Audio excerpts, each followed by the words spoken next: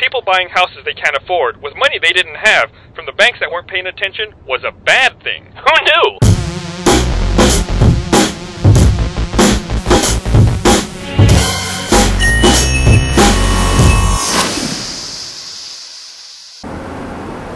What?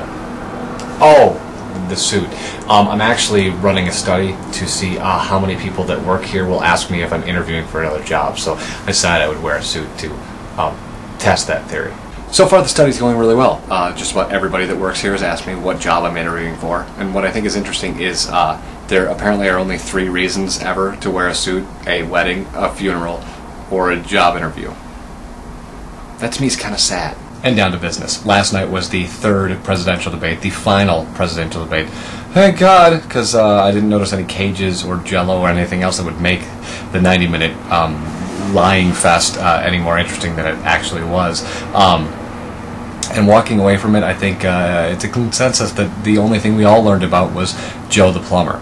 I'm not sure what Barack Obama or John McCain are going to do for Eric the DJ, Murphy the dog, Forte the tag whore, or even the ass clowns from the Freak Show. But I'm pretty sure of what these guys are going to do for Joe the plumber. So I don't know what kind of form of government you would call that, where it's 2 guys vying to run a country of 1, and that particular person really likes to check out your plumbing.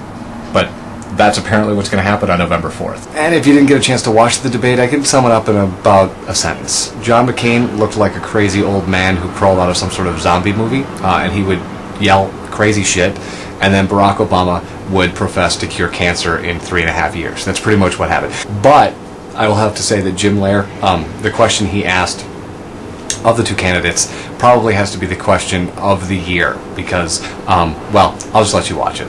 Are each of you tonight willing to sit at this table and say to each other's face what your campaigns and the people in your campaigns have said about each other? That if Senator Obama had responded to my urgent request to sit down and do town hall meetings and come before the American people, we could have done at least 10 of them by now. When Senator Obama was first asked, he said, any place, any time. The way Barry Goldwater and Jack Kennedy agreed to do. So the question was, the things that you're saying in your negative campaign ads, would you have the balls to say them right now to the person sitting across from you? And John McCain's answer was, because Barack Obama didn't go on town hall meetings with him, that's why he bought negative campaign ads. What?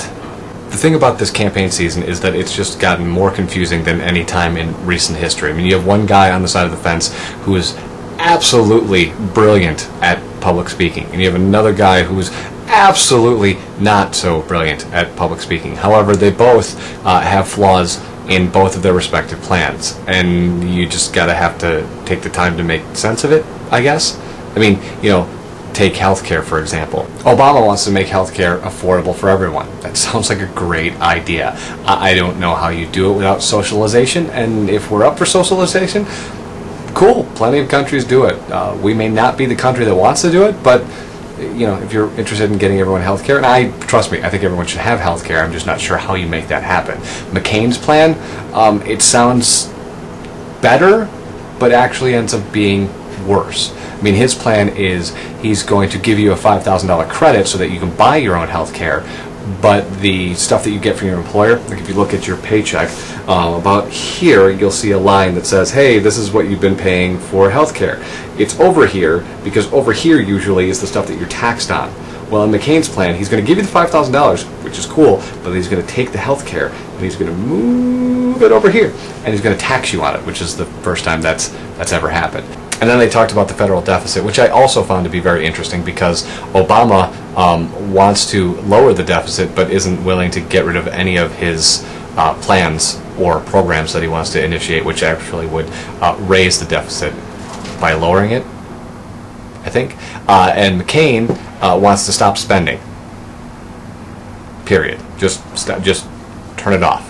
Which I don't really think you should, you know, look at the government as an organism, but maybe you should. But if you could picture the government as an organism, imagine the government is me. If I just shut everything off, what do you suppose happens? Oh, you die. And boy, I cannot wait for the election season to be over.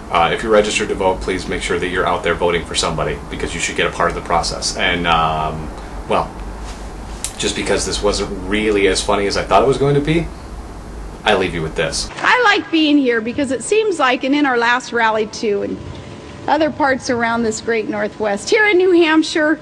Yeah, that is Sarah Palin in New Hampshire, which is actually in the Northeast, talking about how it's in the Northwest, which of course is about 3,000 miles away from the Northwest, 40 some odd hours by car, or more than an entire work week if you were driving to where she thought she was. Which I'm positive is just a stunning example of her foreign policy experience, being that, you know, Alaska and the United States are two different countries.